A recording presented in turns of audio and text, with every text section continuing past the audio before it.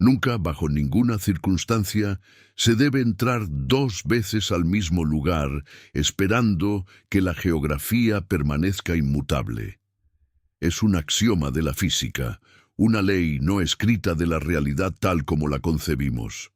Pero yo estuve en un lugar donde esa ley se rompía con la misma facilidad con la que se rompía un plato viejo en una cocina olvidada. Un lugar conocido simplemente entre los locales, con un susurro gélido. Clínica La Cuesta. Mi error fue creer en el mapa. Mi error fue creer en mis ojos la primera vez. Yo soy Rodrigo y mi profesión es la arqueología urbana, el estudio de los esqueletos de cemento que la civilización ha decidido enterrar bajo capas de olvido y maleza. Fui contratado por una firma inmobiliaria con la discreta misión de catalogar los artefactos y la historia de un antiguo sanatorio en las montañas brumosas de Costa Rica, un lugar tan remoto que el silencio era una sustancia física que presionaba los tímpanos. La idea era demolerlo y construir un complejo turístico de lujo. Ellos querían asegurarse de no despertar ninguna leyenda local, o peor aún, que no hubiera huesos sin reclamar. Lo que encontré allí no eran leyendas ni huesos, sino una máquina geométrica diseñada para el extravío total. La clínica La Cuesta no era famosa por su medicina avanzada o por sus milagros. Era famosa por su cierre abrupto, hace ya 43 años. Un día de 1981, el personal simplemente no regresó. No hubo avisos, no hubo traslado de pacientes documentado. Simplemente se sellaron las puertas y la espesa niebla de la montaña se tragó el resto. Las historias decían que la propia niebla era lo que la mantenía oculta, pero yo sé que era la clínica la que manipulaba la niebla a su favor. Como un depredador usa el camuflaje. El gancho que me atrapó, el segundo anzuelo que me perforó la garganta y me arrastró al interior del laberinto, fue la disonancia perfecta. No es solo que los pasillos se muevan, es que se mueven cuando nadie mira, y lo hacen con una precisión malévola, como un gigantesco juego de ajedrez donde las piezas arquitectónicas se reorganizan, buscando no la victoria, sino el encierro permanente de lo que queda dentro. Cuando llegué, el primer día, la humedad era tan intensa que cada bocanada de aire se sentía pesada, como beber agua. El edificio era una mezcla brutalista de concreto reforzado y detalles coloniales decrépulos. La fachada estaba cubierta por un musgo espeso, casi negro, que parecía respirar.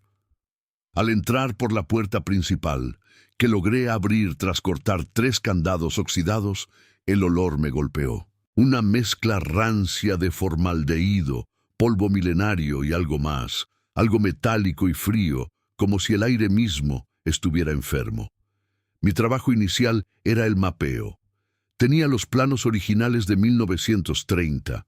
Eran detallados, meticulosos, con anotaciones precisas sobre los quirófanos, las salas de convalecencia, la lavandería y, lo más importante, las salidas de emergencia. Dediqué la tarde a recorrer el primer piso, midiendo cada habitación y cotejando la realidad con el papel.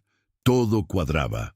La habitación 101, la 102, el pasillo principal de 40 metros. Usé una tiza industrial de color azul intenso para marcar las puertas y el suelo, dejando una línea guía para mi regreso. Al salir, estaba agotado pero satisfecho. La Cuesta era un cementerio, sí, pero un cementerio bien ordenado. Regresé a la mañana siguiente, justo cuando la neblina se hacía más densa y la luz solar luchaba por penetrar los ventanales enrejados. Entré por la misma puerta, seguí mi línea azul de tiza, la línea que garantizaba que estaba en el mismo lugar, y llegué al punto donde debería estar la habitación 107, la que colindaba con la escalera principal. Pero la 107 ya no estaba.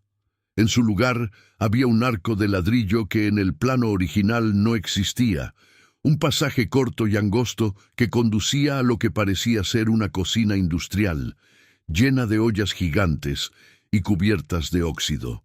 Revisé mi mapa. No había cocina en esta ala, nunca la hubo. La cocina estaba en el sótano, al otro extremo. Pensé en un error de cartografía. Tal vez la tiza que usé el día anterior no me llevó al mismo lugar. Retrocedí, salí a la luz, respiré el aire frío, volví a entrar y seguí el rastro con más cuidado. Esta vez localicé la 107. Estaba allí, justo donde debía estar, pero mi línea de tiza azul, la que había dibujado meticulosamente para marcar mi camino, ahora terminaba abruptamente en un muro de concreto nuevo y liso, un muro que no existía 12 horas antes. El pasillo que me había costado recorrer 40 metros ahora era de 32. 8 metros de espacio habían desaparecido. Simplemente habían sido borrados, reemplazados por una pared. Fue la primera vez que sentí el pánico físico. Ese frío que no viene del exterior, sino del reconocimiento interno de que la lógica ha fallado. Aquí es donde el conflicto real comenzó. El problema que definía la clínica no era solo que los pasillos se movieran, sino que la distancia misma se comprimía o expandía, haciendo imposible la memorización espacial. La cuesta jugaba con las reglas de Euclides y las descartaba cuando le placía. Decidí que la única forma de sobrevivir era documentar el cambio, convertirme en el registrador de la demencia arquitectónica. Pasé los siguientes días aislado, acampando en la antigua oficina administrativa, que era la única habitación que parecía mantener su ubicación, quizás por su peso estructural o su proximidad a la base. Mi vida se convirtió en un ciclo obsesivo, mapeo de día, espera de noche y chequeo de las discrepancias al amanecer. Comencé a notar patrones y pattern interrupts. El movimiento nunca era aleatorio, se manifestaba principalmente bajo ciertas condiciones: humedad extrema, descenso de temperatura súbito, o lo más inquietante, cuando yo estaba durmiendo o concentrado en un punto fijo. El edificio se movía en la periferia de mi atención como un gato gigante reajustando su peso. Una tarde, mientras estaba en el tercer piso, ala de maternidad, según el plano original, intentando llegar a una sala de archivo que debía estar al final del corredor, marqué el suelo con mi nombre y la fecha, con la intención de dejar una señal indubitable de mi posición. Me di la vuelta por un momento para tomar una fotografía de un coche de bebé oxidado que había quedado abandonado en la esquina. El sonido fue un patrón interruptor aterrador. No fue un temblor de tierra, no fue el viento. Fue un gemido profundo, metálico y seco, como si se estuviera arrastrando una montaña de hierro sobre otra. Duró apenas 1,5 segundos. Cuando me volví, el pasillo no había cambiado de dirección, pero había una diferencia sutil y demoledora. La puerta que daba a la escalera de incendios, antes a 10 metros a mi derecha, ahora estaba a 20, y el pasillo se había estrechado. El espacio no se había reordenado, sino que se había estirado, como si alguien hubiera tirado de los extremos del edificio con una fuerza inconmensurable. Mi marca en el suelo, mi nombre y fecha ahora estaban alargados, distorsionados, como si hubieran sido escritos en goma estirada. Mi corazón latía tan fuerte que resonaba en la cámara vacía. Este no era un simple reordenamiento de salas, era una manipulación activa de la distancia física. La cuesta era una entidad viva que controlaba su propia topología. Para ese momento ya había descartado la posibilidad de gases tóxicos, alucinaciones o la posibilidad de que estuviera perdiendo la cordura. Los datos eran irrefutables. Las mediciones de láser que utilizaba para calcular las distancias siempre arrojaban números diferentes a los del día anterior, a pesar de que los puntos de referencia, un marco de ventana, una viga de soporte, parecían ser los mismos. Y entonces Encontré la prueba más macabra de la intención del edificio, la gran revelación que unía el cierre de la clínica con su arquitectura maleable. Había un ala que era particularmente difícil de acceder, el ala de terapia intensiva en el cuarto piso. La entrada a esa ala solo aparecía ciertos días, típicamente al mediodía, cuando la luz solar era lo suficientemente fuerte como para atravesar la neblina. Los otros días, esa entrada era simplemente un muro de ladrillo uniforme. Logré acceder una tarde de sol radiante. El interior era más prístino que el resto de la clínica, como si el tiempo se hubiera detenido allí de forma más efectiva. Encontré expedientes médicos esparcidos, pero no estaban manchados ni roídos por el tiempo. Y en uno de los cuartos de aislamiento vi algo que me hizo retroceder y entender por qué la clínica se había sellado de forma tan dramática. En el centro de la habitación, una de las paredes de concreto tenía varias capas de pintura raspadas. Al principio pensé que era vandalismo, pero al acercarme vi que eran dibujos y notas, grabadas con algo afilado, posiblemente un destornillador o un hueso. El doctor Esteban Vargas, según un expediente que encontré en el suelo, había sido el jefe de psiquiatría de la Cuesta. Sus últimas anotaciones no estaban en un diario, sino grabadas en la pared de su propia celda improvisada. Las inscripciones no hablaban de pacientes o enfermedades mentales, sino de la arquitectura. No es el edificio, somos nosotros quienes lo estamos moviendo. Los pacientes del ala 5 desaparecieron anoche. El pasillo se cerró sobre ellos. Las puertas se convierten en muros. Y luego, la frase que me heló la sangre. El propósito de la Cuesta no es curar el cuerpo, sino reconfigurar la mente. Si los pasillos cambian, ¿dónde está la realidad? Y si la realidad es flexible, ¿quién la controla? El cierre de la clínica no fue un misterio sin resolver, fue un acto de desesperación. El personal y los médicos, incluido el doctor Vargas, no huyeron, sino que quedaron atrapados, víctimas de su propia instalación. Ellos habían descubierto la verdad horrible. El fenómeno del movimiento de los pasillos no era un fallo estructural o un fantasma, sino el resultado de un experimento que se salió de control.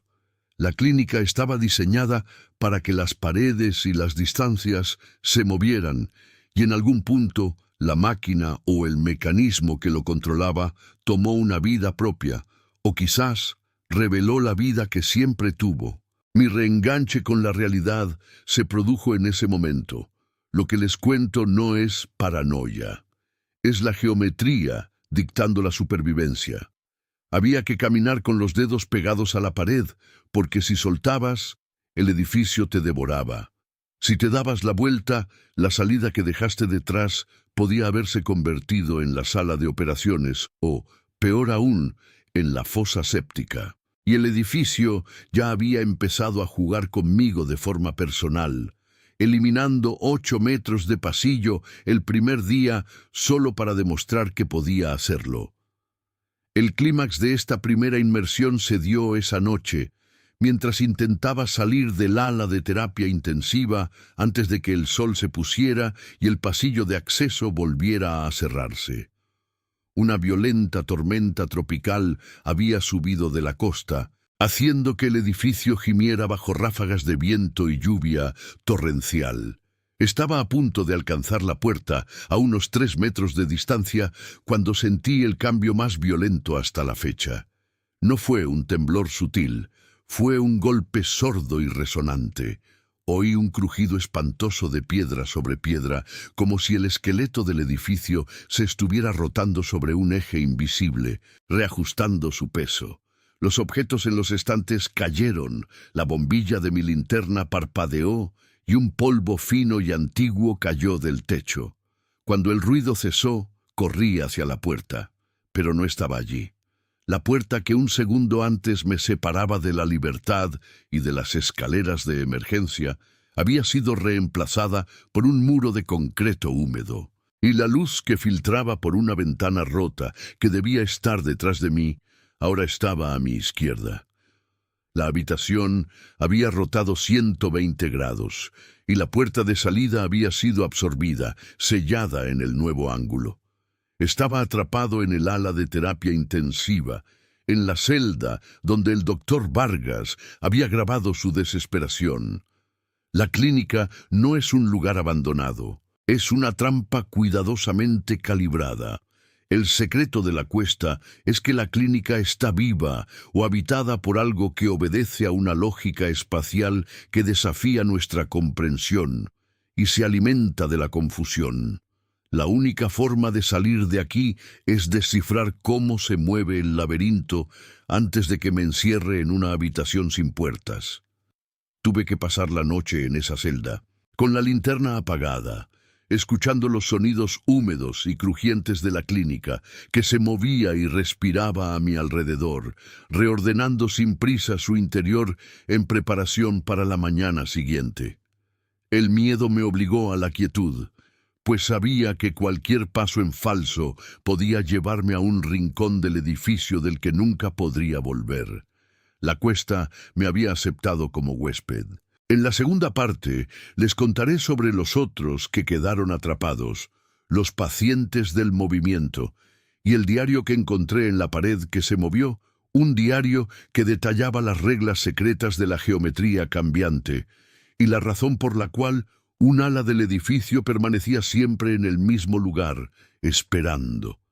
El aire se había vuelto una sustancia espesa y cálida, pegándose a mis pulmones con el miasma dulzón de la decadencia tropical mezclado con un persistente, aunque antiguo, olor a formaldehído. No era solo la humedad de la selva costarricense que intentaba sofocarme.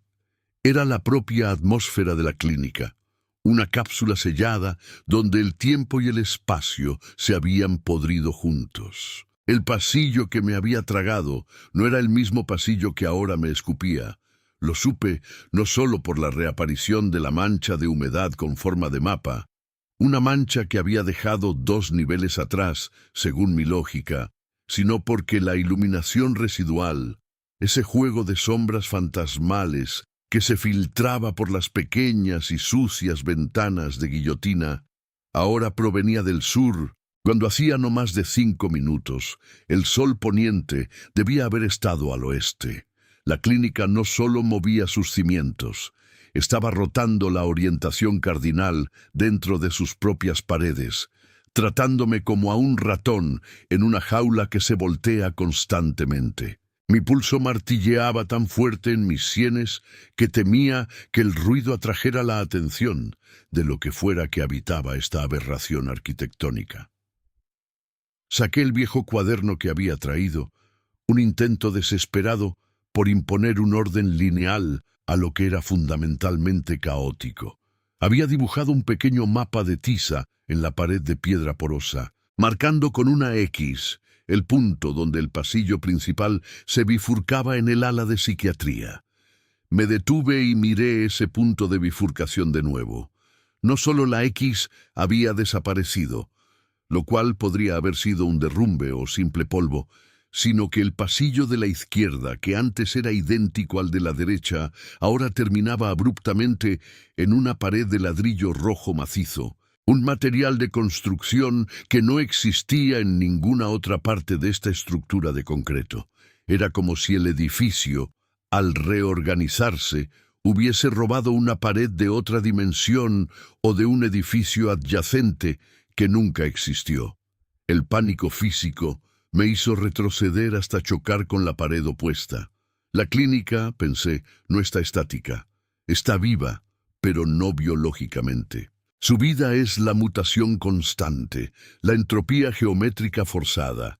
Había asumido que el cambio de pasillos era una reubicación, un truco de cartografía imposible, pero ahora comprendía la verdad más aterradora. No es que los pasillos cambien de lugar, es que el pasillo anterior deja de existir y es reemplazado instantáneamente por una configuración completamente nueva, hecha de material viejo y reformado. Intenté hablar solo para asegurarme de que mi voz no se había desvanecido, pero solo salió un jadeo seco. Tenía que volver al punto de partida, al vestíbulo principal, a la única puerta que me había permitido entrar. La lógica me decía que si lograba salir de este nexo de locura, el exterior sería estable. Pero, ¿y si el vestíbulo también había cambiado? ¿Y la puerta ahora daba a un pozo de ascensor o a la mitad de una escalera invertida? Me obligué a avanzar, concentrándome en el sonido de mis propias botas raspando el suelo de terrazo agrietado. Era la única constante. Pero incluso ese sonido empezó a jugar conmigo. Escuché un eco que llegó demasiado pronto, demasiado fuerte, y que sonaba ligeramente distorsionado, como si estuviera rebotando no en la pared de enfrente, sino en una pared que estaba a mi lado, pero separada por un velo. Justo cuando giré en una esquina que antes había sido recta, encontré la evidencia más concreta del terror. Había un pequeño carrito de acero quirúrgico abandonado. Estaba cubierto de una capa uniforme de óxido y polvo, pero encima, en medio del instrumental quirúrgico opaco, había un libro de contabilidad grueso, de tapas negras, abierto, y estaba impecable, como si lo hubieran dejado allí minutos antes. Era el diario del doctor Sebastián Rivas, el jefe de psiquiatría de la época de la clausura. Mis manos temblaban al tomarlo. El papel, sorprendentemente fresco, no tenía la humedad pegajosa del resto del edificio. Las páginas contenían una caligrafía frenética y estrecha, densa, hasta el punto de la ilegibilidad, pero en una página central, marcada por la punta de un bisturí oxidado, la letra se calmaba en un intento desesperado de claridad. Leí, intentando ignorar el escalofrío que me recorrió la espalda, ese sentimiento persistente de que la geometría del espacio se estaba contrayendo detrás de mí. Daikuwaro, de diciembre de 1971. El sujeto P14 ha respondido al estímulo de baja frecuencia. El campo se está fortaleciendo. La vibración ha pasado del oído interno a la percepción visual. Cuando P14 mira el techo, no ve las vigas, sino el suelo de la habitación de arriba. Cuando camina, su paso no solo se registra en su superficie, sino en la superficie paralela. Le hemos preguntado, ¿dónde estás? Y P14 siempre responde, con esa voz monótona y terrible, en el aquí que solía ser un allí. El doctor Mendoza insiste en que es esquizofrenia pura, pero yo sé que es la influencia del lugar. La clínica no es solo un edificio, es un resonador, y P14 es la llave que ha girado el dial. Me detuve, la respiración acelerada. ¿Un resonador? El dial. Mi mirada se desplazó por el resto de la página, buscando el siguiente paso del doctor Rivas, pero solo había bocetos, dibujos apurados, casi infantiles, de intersecciones imposibles. Escaleras que subían solo para encontrarse con su propia base. Pasillos curvándose hasta morderse la cola, y en el centro de uno de los dibujos, un símbolo que reconocí vagamente. Un nudo celta retorcido con una flecha que apuntaba hacia dentro, hacia la propia tinta del papel. Justo en ese momento, el primer gran cambio ocurrió. No fue sutil. Fue un rugido sordo, profundo, como si un gigante dormido en los cimientos se hubiera dado la vuelta. El suelo bajo mis pies se inclinó no más de 10 grados, pero lo suficiente para que la gravedad se sintiera incómoda, como si estuviera debatiéndose hacia qué dirección empujarme. Me agarré al carrito de acero. Las grietas en el terrazo se abrieron más, y una fina lluvia de polvo y astillas de concreto cayó de un techo que, segundos antes, había estado inmaculadamente silencioso. El aire que había estado caliente y viciado, ahora se volvió glacial. Un frío seco y penetrante que cortaba a través de mi ropa húmeda de sudor. El pasillo frente a mí, el que conducía a la cocina según mi viejo mapa mental, se dobló. Literalmente. El centro del pasillo se hundió, creando una rampa cóncava, mientras que los lados se elevaron, formando paredes torcidas que reflejaban la luz residual de una manera que hacía daño a los ojos. De un instante a otro, la distancia a la cocina no era una línea recta, era un valle. Tuve que arrastrarme por el suelo. El doctor Rivas había hablado de el campo. ¿Era el campo de fuerza que hacía esto, o era el campo, el efecto colateral de P14, el paciente resonador? ¿Qué demonios había en P14 para que las leyes de la física colapsaran a su alrededor? Mientras avanzaba, noté algo crucial en las paredes laterales elevadas. Había puertas, puertas de acero pesado, como las que se usan para las cámaras frigoríficas. Antes no había puertas allí, solo ventanas que daban a lo que asumía que era el exterior o un patio interior. Ahora eran puertas ciegas, selladas con remaches industriales, sin manijas. Y entonces lo escuché, amplificado por el cambio de geometría. El sonido de arrastre. No era el sonido de un pie raspando el suelo, sino de algo mucho más pesado, algo empapado. Un sonido húmedo que venía de la base del pasillo cóncavo. El eco lo distorsionaba, haciéndolo sonar como si viniera de 3 direcciones a la vez, o quizás como si estuviera viniendo de un punto en el espacio que no estaba en mi línea de visión. Me presioné contra la pared deformada, mi corazón latiendo contra el concreto frío, intentando fundirme con el edificio para que lo que fuera que se acercaba me ignorara. Me concentré en el diario. Necesitaba más información sobre P14. Pasé la página. Rivas ya no escribía con pluma, usaba lo que parecía ser un bolígrafo gastado o incluso la punta de un carbón. 2 de enero de 1972.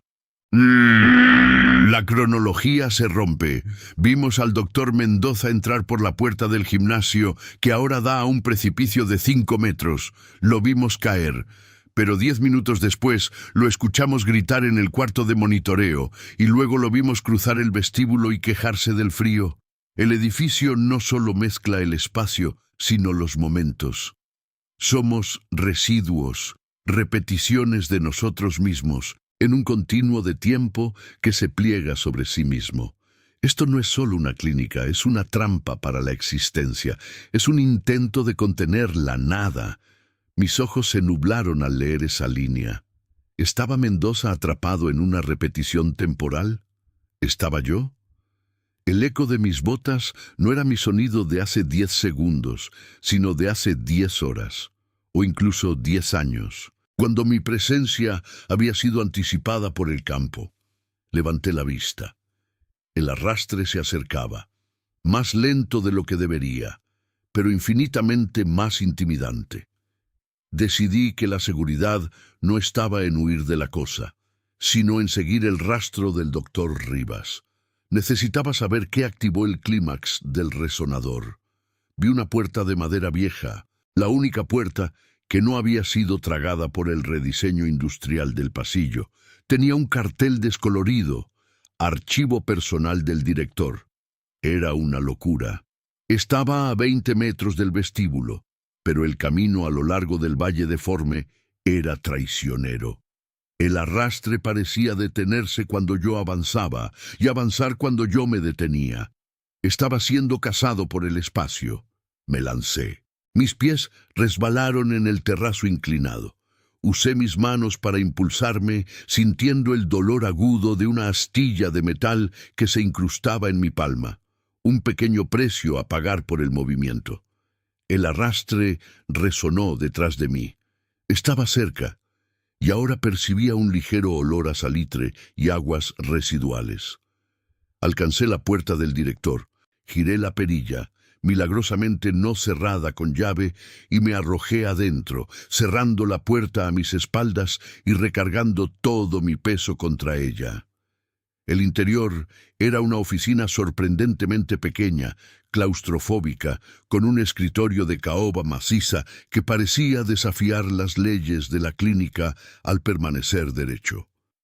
Había montones de papeles, amarillentos y doblados. Pero lo que capturó mi atención no fue la documentación, sino el dispositivo sobre el escritorio, un viejo magnetófono de bobina abierta, encendido, con una cinta girando silenciosamente. Me acerqué. No había duda. El magnetófono estaba conectado a algo más que la energía del generador de la clínica.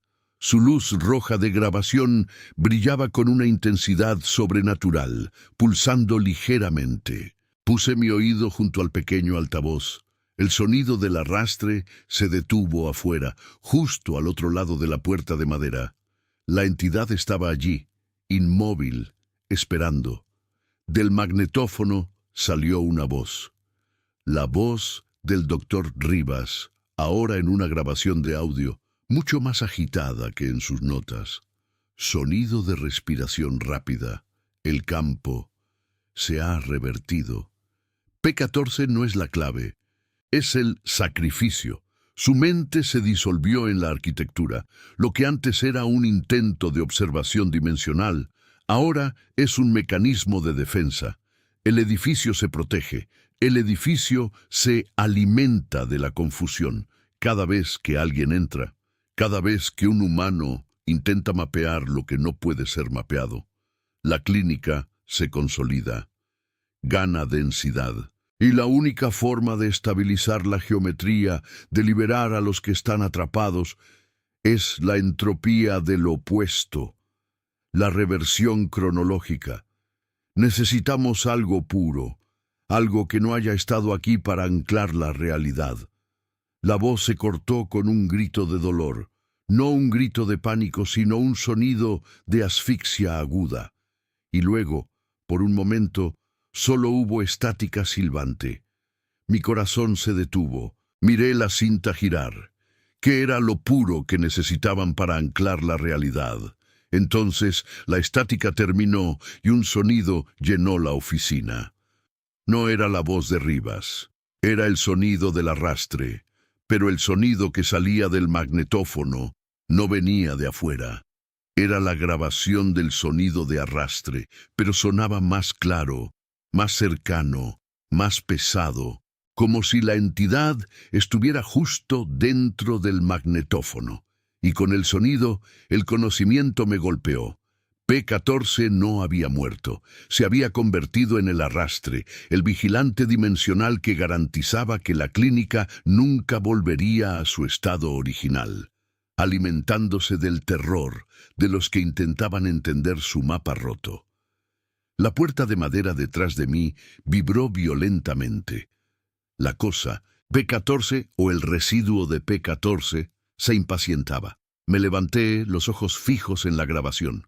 En la pared detrás del escritorio, donde había un viejo calendario, la pared de ladrillo rojo que había visto en el pasillo anterior, que no pertenecía a la clínica, se manifestó de nuevo. Pero esta vez no era una pared sólida. El ladrillo se desmoronaba en la forma de una puerta de seguridad de metal, gruesa y con una única perilla de combinación que brillaba débilmente en la oscuridad. Esta era la respuesta, el clímax que el doctor Rivas no pudo alcanzar. Una puerta que se abría a un espacio que, por su diseño y material ajeno, debía ser el nexo de estabilidad, o quizá la cámara donde se encontraba la llave, el ancla para detener la clínica. Pero para llegar a ella, tenía que soltar la puerta de la oficina. Tenía que soltar la madera frágil y dejar que el arrastre entrara. Tenía que exponerme por completo al horror geométrico para alcanzar el único punto que no estaba contaminado por la locura del edificio. Tomé una respiración temblorosa, sintiendo la presión de la entidad contra la madera. La estructura entera de la clínica gimió, una nota discordante que me recordó el cambio inminente. La gravedad comenzó a bailar de nuevo. Si esperaba un segundo más, el pasillo exterior podría desplazarse por completo, llevándose esta oficina y la puerta de seguridad con ella. Tenía que hacerlo. Tenía que abrir la puerta. Pero la última anotación en el diario del doctor Rivas se repetía en mi mente. Somos residuos, repeticiones de nosotros mismos. Si entro a esa puerta, me convierto en otra repetición en este ciclo sin fin, o encuentro la única salida. Solté la perilla, sintiendo el metal frío. Ahora todo se reducía a unos pocos pasos desesperados.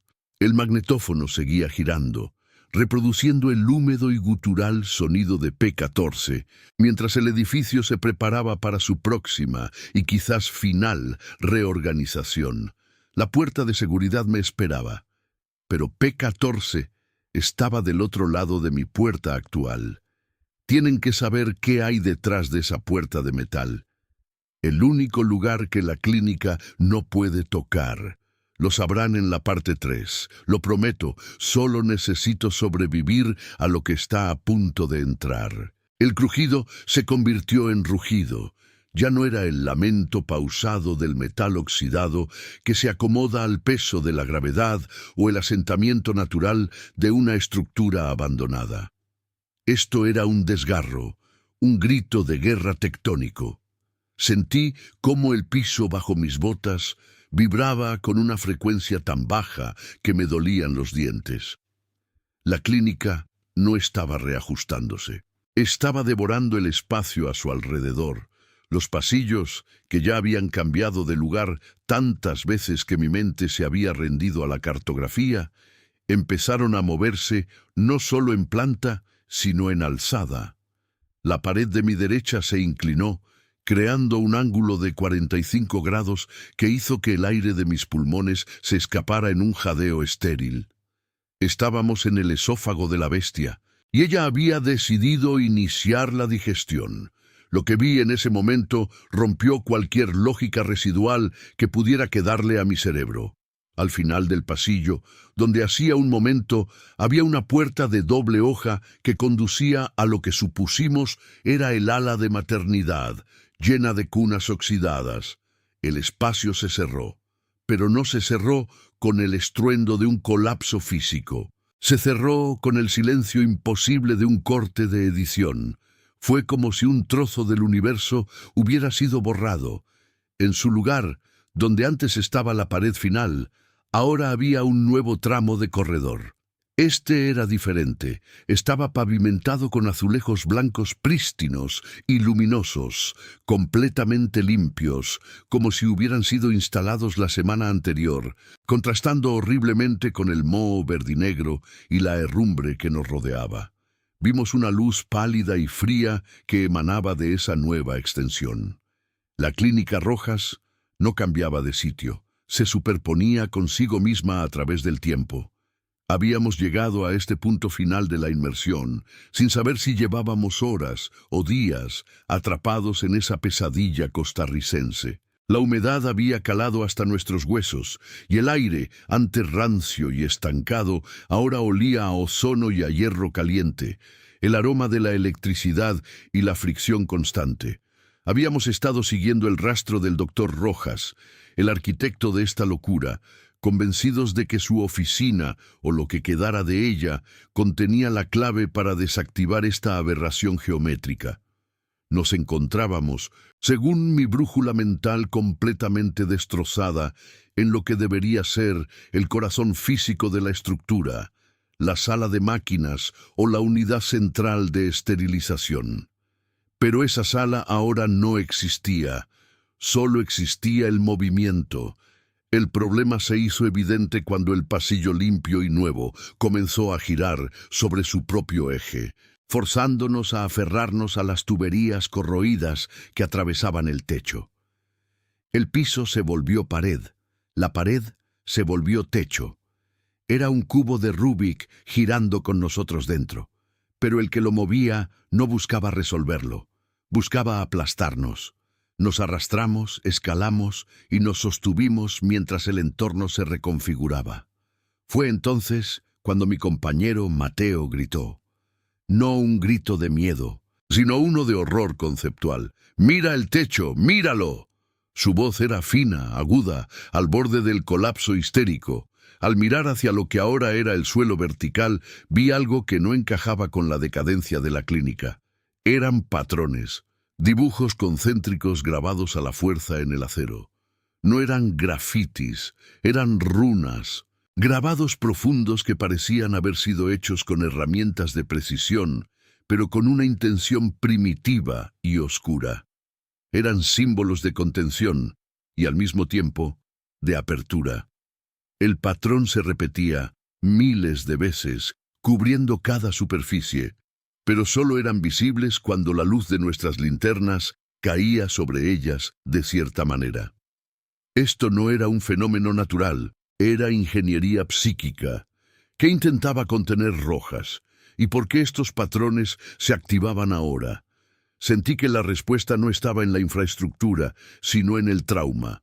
La clínica no se había movido por un fallo estructural, se movía porque quería moverse. Y el patrón de las runas me dio la pista final. Eran sellos, sellos rotos.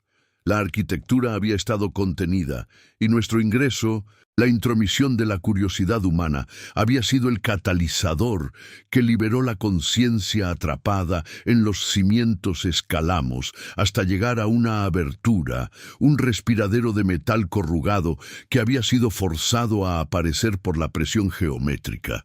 Nos deslizamos hacia lo que parecía ser una bóveda, quizás la caja fuerte del doctor Rojas o un depósito de archivos sellado. La presión en el aire aquí era asfixiante, el olor a formaldehído mezclado con el olor metálico de la sangre seca, intenso. La bóveda era pequeña, de no más de 4 metros cuadrados, y en su centro, sobre un escritorio de acero inoxidable sorprendentemente intacto, había un objeto solitario, un cuaderno encuadernado en cuero oscuro. Mientras Mateo se recuperaba del esfuerzo, yo abrí el cuaderno. Las páginas estaban amarillentas, pero la tinta era clara, densa y escrita con la letra frenética y obsesiva que solo pertenece a la mente que está perdiendo el control. Era el diario final de Rojas, y las últimas entradas eran las más reveladoras y aterradoras. Leí en voz alta, mi voz temblando, mientras el resto del edificio gemía a nuestro alrededor, anticipando el inminente clímax. Día 104. El metal canta. Lo que creí que era una anomalía sísmica es una respuesta biológica. Este terreno, esta roca volcánica, absorbe la intención. Mis pacientes, mi trabajo, mi fracaso en curar. Todo está impregnado en el hierro. La clínica no se construyó sobre la tierra, creció de ella, alimentada por el dolor residual de los procedimientos fallidos. Día 112. La geometría se vuelve maleable. Descubrí que al modular la frecuencia vibratoria de las vigas estructurales a través de los generadores auxiliares, puedo controlar la superposición. Los pasillos no cambian de lugar, coexisten.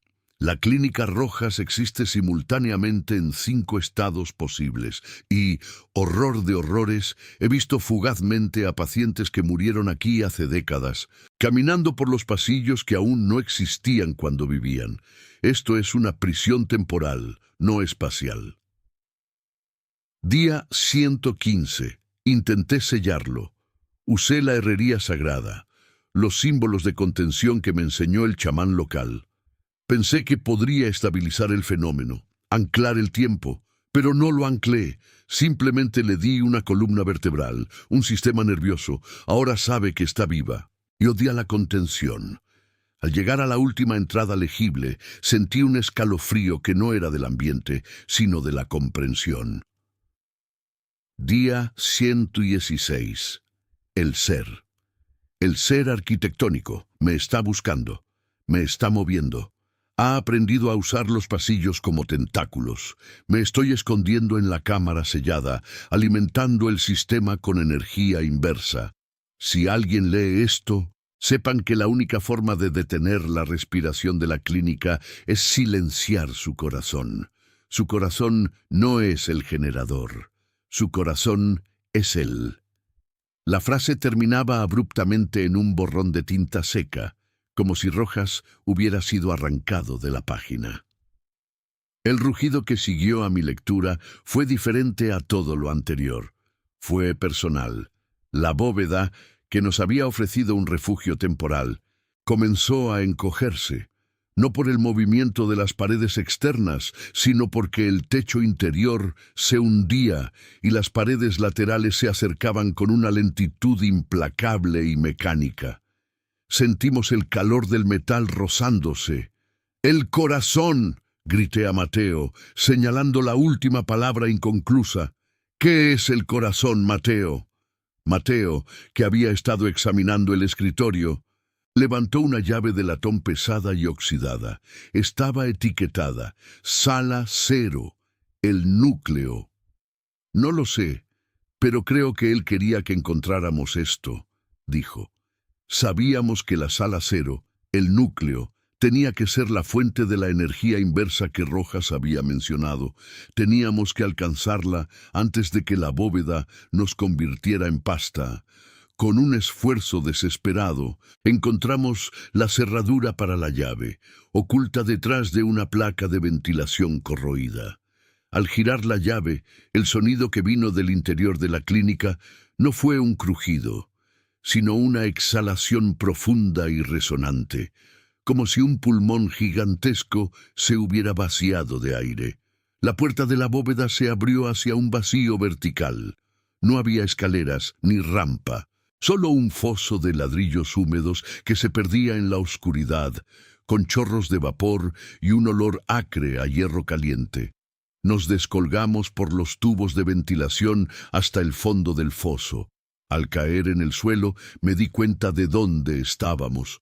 Era una cámara subterránea, pero no era una sala de máquinas. Estaba dominada por una estructura gigantesca, un ensamblaje de cobre y acero que parecía un motor de los años 20, pero que emitía una luz pulsante de color rojo enfermizo. Esto era lo que Rojas había usado para modular la geometría. Pero lo que lo hacía latir, lo que lo convertía en el corazón, no era la electricidad. El núcleo, en el centro de la máquina, era una masa orgánica y brillante, gelatinosa y húmeda, rodeada de cables que se clavaban directamente en la carne. Era un tumor geológico, una cristalización del trauma y el mineral del subsuelo. Los cables que lo alimentaban no le daban energía, la extraían. Extraían el dolor residual y lo convertían en fuerza motriz, en movimiento arquitectónico. Mientras observábamos el núcleo pulsante, las luces parpadearon una última vez y la voz llegó. No era un sonido de las cuerdas vocales, sino un sonido que venía de las paredes, del óxido que se desprendía, de la vibración del aire. Era un susurro múltiple, una cacofonía de miles de voces de sufrimiento, todas moduladas por el sonido metálico del movimiento. Yo soy la cura que falló, yo soy el dolor retenido, y ustedes son el combustible final. Resonó la voz de la clínica. La clínica no era un edificio, era un ente que se autorreparaba y se autodefinía a través de la reordenación espacial, atrapando almas para perpetuar su existencia. El movimiento de los pasillos era la forma en que cazaba, desorientaba y finalmente incorporaba a sus víctimas. El clímax llegó cuando una viga de acero, gruesa como el tronco de un árbol, emergió del muro a una velocidad imposible, justo donde estaba Mateo. El sonido fue ensordecedor, un martillazo sordo y definitivo que rompió el aire y mi esperanza. Mateo desapareció. No hubo un grito. Simplemente el metal se cerró sobre sí mismo con un sonido de succión. La clínica había absorbido a mi compañero, incorporándolo a su estructura, alimentándose de su miedo y su masa física. Solo quedaba yo. Recordé la nota de Rojas. Silenciar su corazón. El núcleo. Me abalancé. Con un trozo de barra de refuerzo oxidada que había recogido antes, golpeé la masa orgánica pulsante. No fue como golpear carne. Fue como golpear vidrio pesado y denso. El impacto hizo que la luz roja del motor se intensificara hasta volverse blanca, cegadora. El metal circundante gritó, un chillido de agonía que resonó en mis huesos. En respuesta, el suelo bajo mis pies se desvaneció. No había tiempo. Tenía que salir. La estructura se estaba colapsando sobre sí misma en un frenesí de movimiento acelerado. Sentí que caía, no hacia abajo, sino a través de la realidad. Cerré los ojos, sintiendo la presión atmosférica distorsionarse. El olor a tierra fresca y humedad de selva, reemplazando el olor metálico y eléctrico. Abrí los ojos un instante después. Estaba afuera. Caí sobre un suelo fangoso y caliente entre la maleza espesa y húmeda de la jungla circundante.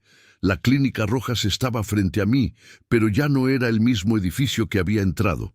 Parecía un dibujo mal hecho, una estructura que desafiaba la perspectiva. Las alas estaban torcidas en ángulos imposibles. Una torre de ventilación sobresalía horizontalmente, y toda la fachada parecía pulsar ligeramente, como si el hormigón y el acero fueran músculos respirando bajo el sol. Me arrastré, usando lo último de mis fuerzas, alejándome de la frontera de metal y moho. Me di vuelta para mirar por última vez. Los pasillos, esos laberintos que me habían robado el tiempo y a mi compañero, no se veían, pero sabía que estaban allí, moviéndose en una danza silenciosa e infernal. Logré salir. Sobreviví a la lógica del terror geográfico, pero la Clínica Rojas, esa entidad parásita del trauma costarricense, no había desaparecido. Había aprendido algo más. Ahora sabía que hay un mundo exterior que puede alimentarla. Y sé que, aunque el sol brille sobre el follaje esmeralda, esa arquitectura maldita seguirá respirando. Seguirá esperando, moviendo sus pasillos internos como un depredador que ajusta la mira. Si alguna vez viajan por las rutas secundarias del país y encuentran una edificación de aspecto moderno y oxidado, con ventanas que parecen mirar al vacío de manera errática, recuerden esta historia. Recuerden el nombre, la Clínica Rojas. Y por el amor de Dios, no dejen que la curiosidad los haga buscar una entrada, porque el edificio no solo cambia sus pasillos, sino que también cambia la verdad de lo que usted es. Y si lo hace, nunca más volverá a ser el mismo. Nunca.